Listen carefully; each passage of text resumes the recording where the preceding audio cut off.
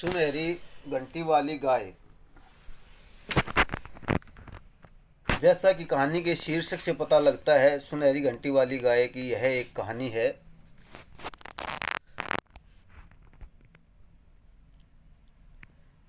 गांव में त्योहार का समय था। श्री राम नवमी के त्यौहार पर गांव के सारे लोग मंदिर जा रहे थे प्रार्थना के लिए। ग्राम प्रधान चंद्रसेन ने पूजा पाठ की, वस्तुएं सोने के रूप में लाए और मंदिर में दान कर दिया। चंद्रसेन की इस महान दान को देखकर सब लोग आश्चर्यचकित रह गए। यह खबर आग की तरह आसपास के गांव तक फैल गई।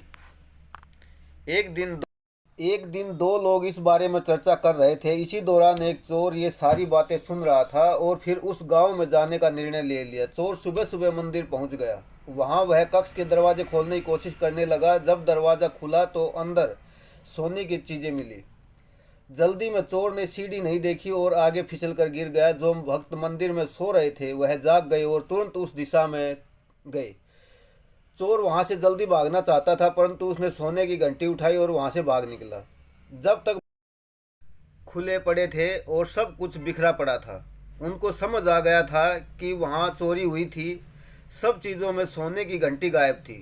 जैसे ही चोर भाग रहा था वैसे ही घंटी बजे जा रही थी और लोग भी घंटी की आवाज़ सुनकर चोर का पीछा कर रहे थे।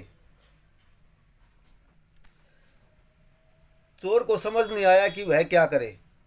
उसने घंटी को पास वाले खेत में एक गाय के गले में बांध दिया और भाग गया।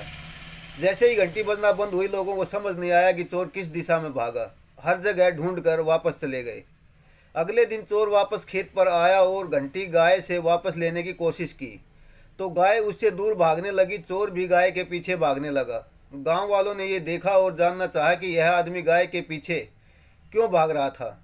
तभी यह समझ में आ गया कि वह सोने की घंटी गाय के गले में लटक रही थी। अब सबको समझ आ गया कि उसी आदमी ने चोरी की थी। सब उसके पास आए और उसे रंगे हाथ पकड़ लिया।